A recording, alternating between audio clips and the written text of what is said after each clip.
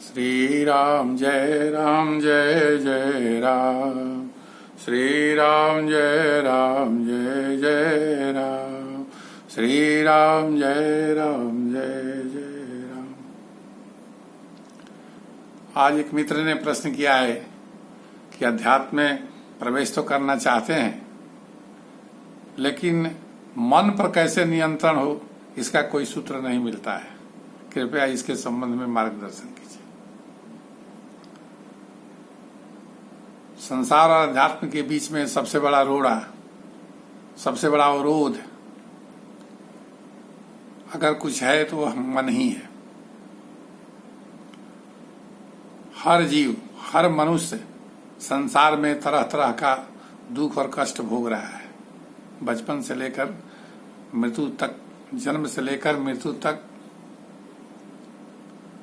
वह नाना प्रकार के झंझटों से घिरा हुआ रहता है, दुख पाता है, कष्ट पाता है और उसे निकलने का मार्ग भी पाना चाहता है, परंतु आगे कोई मार्ग नहीं दिखाई पड़ता है और अंततोगत्वा वह फिर सरेंडर कर जाता है और फिर संसार में ही उलझ कर रह जाता है।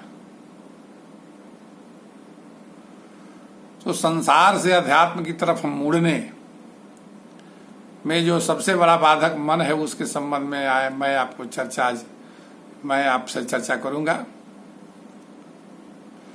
मन के बारे में पहले जान लीजिए कि मन है क्या, तब उससे प्रभावित न हो उसकी विधा के बारे में जानकारी मैं दूंगा। आत्मा जो शरीर को संचालित कर रहा है, ये शरीर रूपी रथ में आत्मा जो है सो रथी है, रथ पर सवार है और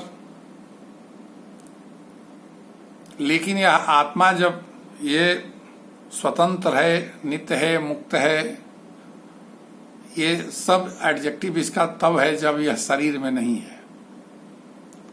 आत्मा और जीवात्मा में भी अंतर है। आत्मा परमात्मा का ही अंश है, वह परम चैतन्य है, परम शुद्ध है, लेकिन जब जगत में मनुष्य बन करके आता है, जीव बन करके आता है, तो ब्रह्मा जी मन और प्राण के साथ जब आत्मा को जोड़ देते हैं तो वह जीवात्मा कहा जाता है। आत्मा के साथ पिछले जन्मों के जो कर्म हैं वो चित्त में संग्रहित रहते हैं, वह चित्त आत्मा के साथ रहता है। अहंकार जो हम पूर्व जन्मों में कार्य किए, जो संग्रहित किए और जिसको पूरा करने के लिए इस जन्म में हम आ रहे हैं या अगले हजारों लाखों जन्म लेंगे, उसके लिए वह अहंकार ही जिंदा है। पूर्व में किए गए कार्यों के अहंकार हैं, जिन अहंकारों को फिर पूरा होने के लिए हम आए हैं, वह अहंकार भी उस आत्मा के ही साथ रहता है। उन चित्त में जो अनंत जन्मों के संस्कार पड़े हुए हैं, जिनका परिणाम होना है, उस परिणाम को परिणति तक पहुंचाने के लिए और जो अहंकार है उसकी तृप्ति के लिए ज्ञान का होना बहुत जरूरी है। तो बुद्धि जो है वह भी आत्मा के साथ आती है, लेकिन मन और प्राण ब्रह्मा जी के द्वारा इस संसार में भेजने के समय इसमें टैग किया जाता है, संबद्ध किया जाता है, तब ये उससे जुड़ करके जीवात्मा कहलाते हैं और इस संसार में मन, बुद्धि, चित्त, अहंकार इंद्रियों के माध्यम से क्रियाशील होते हैं। कोई भी हम कार्य करते हैं वो दो प्रकार से कार्य होता है। एक पहला जो है, जो अनंत जन्मों से मेरे चित्त में संस्कार पड़े हुए हैं, मैंने किसी की हत्या की होगी, कोई हमसे बदला लेने के लिए धरती पर जन्म लिया हुआ होगा, हमने कोई बलात्कार किया होगा, हमने कोई गलत कार्य किया होगा, हमने किसी का धन चुराया होगा, हमने किसी की पत्नी का हरण किया होगा। नाना प्रकार के कर्म हम लोग कर करके यहाँ पहुंचे हैं। ये चित्त में समाहित है और तरंग के रूप में वो बाहर निकलता है। जो जीवात्मा है वो अहंकार के माध्यम से चित्त से तरंग को निकालता है और वह चित्त में से निकला हुआ तरंग बुद्धि के माध्यम से मन के पास पहुंच जाता है। मन जो है सो उसको क्रियाशील करने के लिए अब सारा उपाय उसमें ढूंढता है। अगर उसको हत्यारा बनाना है तो जिसकी हत्या करनी है उसके लिए हथियार कहाँ मिलेगा, उसके लिए उसको संगत कहाँ मिलेगा, कहाँ अपराधी मिलेंगे, कैसे होगा, पूरी योजना वो बनवाएगा। और कोई दूसरा भी गलत काम करना है तो सब का जो है सो आधार तैयार करता है। और प्राण जो है सो इस कार्य को करने के लिए शक्ति प्रदान करता है। प्राण ही शक्ति है इस शरीर का। कोई भी कार्य हम करते हैं तो प्राण की शक्ति से ही करते हैं। तो प्राण और मन दोनों जो है सो एक शक्ति देता है और एक प्रेरणा देता है। इंद्रियों को आदेश देता है और इंद्रियां संसार में उस गलत कार्य को करने के लिए लग जाती है। जितने भी संसार में गलत कार्य हो रहे हैं इंद्रियों के माध्यम, बाह्य इंद्रिया जो है हाथ पैर आंख कान नाक मुंह जितना कुछ है, इन्हीं से ये गलत कार्य हो रहा है। तो ये जो आत्मा से के निर्देश पर अहंकार की तृप्ति के लिए चित्त से जो तरंग निकलती है उसको क्रियान्वित करने के लिए बुद्धि और मन इंद्रियों को प्रेरित करते हैं, इंद्रियों को आदेश देते हैं और इंद्रियां उनमें क्रियाशील होकर करती हैं। और यही हम लोग करते आ रहे हैं। और फिर नया इस कार्य को करने के लिए जो हम लोग प्रेरित होते हैं, इस कार्य को करते हैं, तो फिर जो है सो एक नया भी अहंकार उत्पन्न होता है कि मैंने उसको पराजित कर दिया, मैंने उसको ध्वस्त कर दिया, मैंने उसको केस में जो है सो फंसा करके उसका जीवन चौपट कर दिया। और भी नाना प्रकार के हम ईर्ष्या में बहुत कुछ कर देते हैं जिसमें हमको कोई फायदा नहीं है, दूसरे का नुकसान कर देते हैं। बिना अपना फायदा का दूसरे का भी हम नुकसान कर देते हैं। अपना कोई लाभ हो या न हो, ये मनुष्य की वृत्ति है। वो चाहता है कि हमसे संसार में कोई बड़ा न हो, और ये जीवन भर हम लोग करते रहते हैं। तो ये एक तरीका है जिससे कि हम अपने जीवन में नित्य प्रति जो है सो लगे रहते हैं पूर्व जन्मों के संस्कार के कर्म फलों को पूरा करने के लिए। लेकिन एक दूसरा भी विधा है, एक दूसरे तरीके से जो है सो मन क्रियाशील होता है। संसार में जो बाह्य वस्तुएं हैं, पुरुष के लिए स्त्री, स्त्री के लिए पुरुष, या किसी का सुंदर मकान या कोई जमीन या किसी का पैसा, ये संसार में जो वस्तुएं उसको प्राप्त करने के लिए इंद्रियों के माध्यम से उसकी छवि, उसकी कामना, उसकी तृष्णा मन में आती है, मन से बुद्धि में, बुद्धि से चित्त में आती है और फिर चित्त में समाहित हो जाती है, वो पड़ी रहती है, फिर कभी निकलती है। तो दोनों तरफ से, एक तरफ चित्त से जो तरंगें निकल रही हैं उनको पूरा करने के लिए, या बाहर से इंद्रियां जो ग्रहण करती हैं उसको भीतर चित्त में पहुंचाती है। ये भीतर से बाहर और बाहर से भीतर जो हो रहा है, इसी के खेल में जीव हमेशा फंसा रहता है। इसको लोग कहते हैं कि मन पर नियंत्रण कर लो। मन पर नियंत्रण कैसे कीजिएगा? मन तो एक ही है, वो संसार में लगा रहे चाहे अध्यात्म में लगा रहे। इस मन को डेविएट करना, इस लड़ना नहीं है। मन से अगर लड़ने का उपाय करिएगा कि आज हमको मन है ये चीज करने का, हम नहीं करने देंगे, तो मन ऐसा ऐसा उपक्रम करेगा कि नहीं कि और दूसरा तूफान भी जीवन में खड़ा हो जाएगा। इसलिए मेरा सलाह ये है कि आप जो है सो मन से लड़ने का काम मत करिए, मन को डेविएट करना है।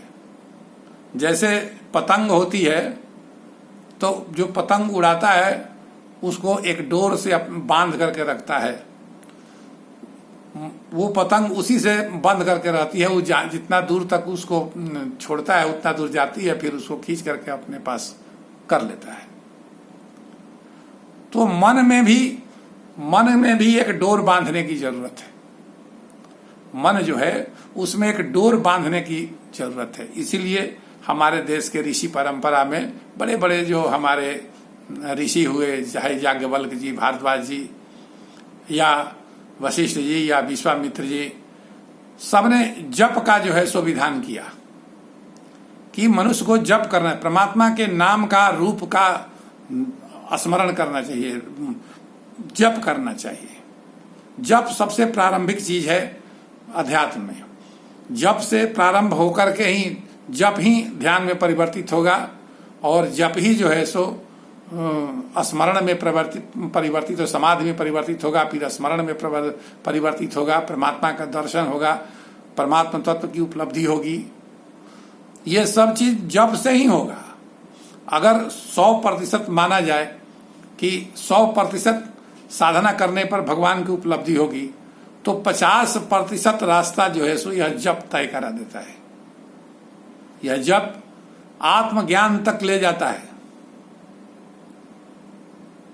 लेकिन जो अगला 25% है, 75% पर पहुंचने के लिए ध्यान की जरूरत पड़ती है।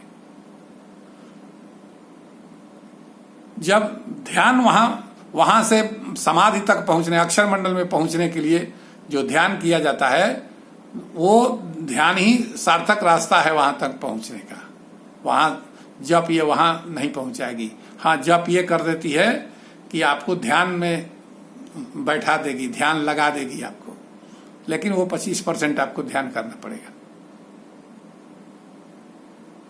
तो मन जब संसार के विषयों से अलग हो जाएगा, संसार के विषयों में धीरे धीरे रुचि लेना बंद कर देगा, तो आत्मा की शक्ति है, जो आत्मा की चेतन शक्ति है, जो संसार की तरफ निश्रित होती है, प्रवाहित हो रही है, उसको कहते हैं सुरति। जो चेतन शक्ति है आत्मा की, वो संसार के विषयों में इंद्रियों और मन को लगाने में समाप्त हो जाती है। वो मैक्सिमम उसकी ऊर्जा उसी में व्यर्थ चली जाती है। इसलिए जो है सो आत्मा ऊपर की तरफ नहीं बढ़ पाती है। आत्मा भी ललायित है अपने परमात्मा से मिलने के लिए, वो भी निःशब्द ब्रह्म से मिलने के लिए ललायित है। लेकिन ये मन बुद्धि चित्त अहंकार जो है सो उसको जकड़ करके रखे हैं। उनसे मुक्ति दिलाना जीव का काम है। जीव अपनी निश्चयात्मिका बुद्धि के बल पर, निश्चयात्मिका बुद्धि उस बुद्धि को कहते हैं कि एक बार पकड़ लिया कि हम परमात्मा के नाम का जप करेंगे या ध्यान करेंगे तो उसको छोड़ता नहीं, उसको कहते हैं निश्चयात्मिका बुद्धि। तो मन को दिव्य बनाना है तो उसके लिए जप करना पड़ेगा। बुद्धि को निश्चयात्मिका बनानी है, उसके लिए जप करना पड़ेगा। चित्त निर्मल हो जाए, चित्त में परमात्मा का जब तक अवतरण नहीं होगा तब तक निर्मल नहीं होगा। ये जप, जिस इष्ट का जप करते हैं उसका अवतरण 3rd स्टेज में हो जाता है चित्त में। तो जहां अंधेरा है, अगर वहां बल्ब जला दिया जाएगा तो अंधेरा स्वतः भाग जाएगा। इंद्रिया कूड़ा कचरा है। परमात्मा का अवतरण जब वहां होगा तो परमात्मा के पार्षद पहले आकर कूड़ा कचरा को वहीं से साफ कर देंगे, तभी परमात्मा का अवतरण होगा। चित्त निर्मल ये जप से ही होगा, और दूसरा कोई विधि नहीं है। जितने आजकल बीच में ध्यान सिखाए जाते हैं, ध्यान पर चर्चा करूंगा तो ध्यान की बात मैं विस्तृत रूप से आपको बताऊंगा। लेकिन जप के बिना मन को नियंत्रित, मन को जो त्राण दिला दे उसी को मंत्र कहा जाता है। संसार में जो रमा हुआ है मन इंद्रियों के माध्यम से, उसको जो त्राण दिला दे उसी को मंत्र कहा जाता है। मंत्र में इतनी शक्ति है। गायत्री मंत्र की रचना भगवान महर्षि विश्वामित्र ने की थी। विश्वामित्र को भी अहंकार था कि मैं अपने बल पर परमात्मा को उपलब्ध कर लूंगा, लेकिन विज्ञानमय शरीर तक पहुंचते थे और वहां उनके अहंकार के चलते वो आगे नहीं बढ़ पाते थे और वहां उनका पतन हो जाता था। भगवान की तो महिमा अपरंपार है। पिछले वीडियो में मैंने सुनाया था आपको कि नित्य मुक्त संत हैं नारद जी, उनकी दशा क्या हुई थी। उसी तरीके से महर्षि विश्वामित्र को भी मेनका आ गई, कभी कोई आ गया और फिर जो है सो वो उनका पतन हो गया। अंत में उनको लगा कि नहीं, मेरा यह अहंकार मुझे वहां पहुंचने नहीं दे रहा है, इसलिए उन्होंने गायत्री मंत्र की रचना की और उस मंत्र का यही भाव है कि हे तीनों लोकों के स्वामी, मुझे ऐसी बुद्धि दीजिए कि मैं आपको प्राप्त कर सकूं। सरेंडर कर गए तो उनको प्राप्ति हो गई। तो वो जो मंत्र बनाए उसको जपने के लिए बनाए, वो स्वयं ही जपे, तब संसार को उन्होंने दिया कि आप भी इसको जप करके लाभ ले सकते हैं। तो मंत्र को जपिए, उससे मन शांत हो जाएगा, मंत्र डेविएट हो जाएगा, मन संसार के विषयों में रुचि लेना कम कर देगा। जितना कम करेगा मन संसार के विषयों में रुचि लेना, उतनी ऊर्जा उसकी बचेगी, और जितनी ऊर्जा ये बचेगी वो आत्मा के ऊर्ध्व गमन के लिए वो संचित होगी। इसलिए स्रोत इसका जीवात्मा है, वही अहंकार और चित्त मन के बुद्धि के माध्यम से मन को बराबर प्रेरित करते रहता है, और मन इंद्रियों के माध्यम से संसार में जैसे भंवरा रस के लिए चारों दसों दिशाओं में दौड़ करके ले आता है, उसी प्रकार से यह मन इंद्रियों के माध्यम से संसार के विषय रस को, कामना रस को, तृष्णा रस को, ईर्ष्या रस को, सब को ले आता है, और उस सब का भोक्ता जीवात्मा बना रहता है, और जीवात्मा भी इसी में फंसा रहता है। इसलिए मित्रों, सबसे पहले अध्यात्म में मन को ही दिव्य बनाना है। आप गीता पढ़े होंगे तो भगवान श्री कृष्ण कर्म योग की शिक्षा दे दिए अर्जुन को, ज्ञान योग की शिक्षा दे दिए। आप ध्यान दीजिएगा, अर्जुन कोई साधारण आदमी नहीं है, कोई साधारण मनुष्य नहीं है, भगवान के सखा है। भगवान का सखा पार्षद होना ही बहुत बड़ी बात है, सखा होना तो उससे भी बहुत बड़ी बात है। आज जब सखा को कर्म योग से, ज्ञान योग से भगवान की उपलब्धि नहीं हो तो आपको कितनी होगी उसको तो आप समझ सकते हैं। बीच में जब कर्म योग की दीक्षा दिए, ध्यान योग की दीक्षा दे दिए, सब योग की दीक्षा दे दिए, तो बीच बीच में प्रश्न करते हैं अर्जुन, और कहते हैं कि प्रभु ये बात सब तो ठीक है, आपकी बात तो सुनने में बहुत अच्छी लगती है, लेकिन जब तक ये मन पर नियंत्रण नहीं हो तो होगा कैसे? ये मन तो बड़ा चंचल है, इस पर नियंत्रण कैसे होगा? तो भगवान ने एक सूत्र दिया, अभ्यासेन, केवल अभ्यास, और कोई उपाय नहीं। कोई दुनिया का, मैं चैलेंज करता हूं, दुनिया का कोई कितना भी बड़ा गुरु होगा, परमात्मा को छोड़ करके उसको ये शक्ति नहीं है कि किसी जीव के मन को नियंत्रित कर दे। जीव का मन नियंत्रित होगा उसके अपने प्रयास से, मंत्र के जप से। जब मंत्र श्रद्धा पूर्वक, विश्वास पूर्वक, भक्ति स्वरूप जपा जाएगा, परमात्मा प्रसन्न होता है, तो मन को वो दिव्य बनाने लगता है। परमात्मा ही दिव्य बनाएगा इसको। आपकी पुकार को, आपके जप को परमात्मा हर पल दिख रहा है, आपके चारों बगल वो है, बाहर भीतर सर्वत्र है वो। उसकी आंख कान सदैव खुली है, कितना पानी में आप हैं, क्या कर रहे हैं, वो सब निगाह रखे हुए है। जैसे ही आप जब एक स्थिति तक पहुंच जाते हैं, परमात्मा आपको अपने तरफ खींचने लगता है, और सबसे पहला काम करता है परमात्मा कि आपके मन को दिव्य बनाने लगता है। जिस दिन ये मन दिव्य बनने लगा तो उसका पहला प्रभाव होगा कि संसार के विषयों में आपका रस जो है सो कम हो जाएगा।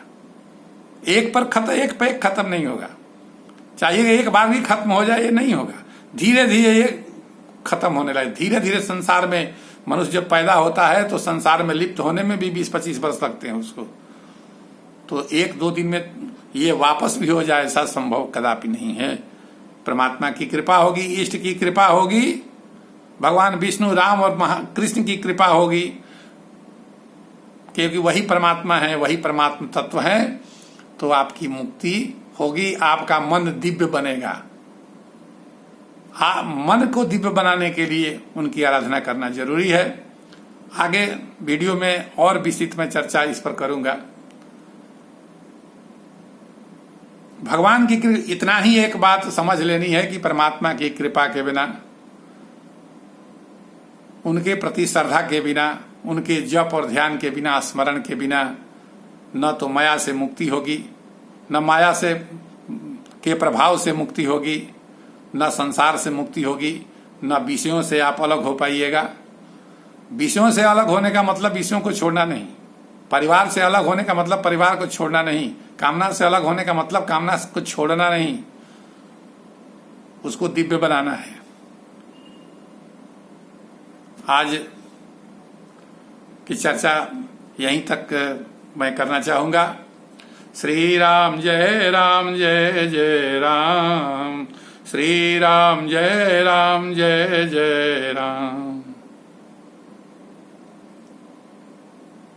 अगर यह वीडियो आपके लिए उपयोगी लगा हो, लाभप्रद लगा हो, तो आप इसको लाइक कीजिए, शेयर कीजिए और सब्सक्राइब कीजिए, ताकि कोई नया वीडियो मैं बनाऊं तो आपको मिल जाए।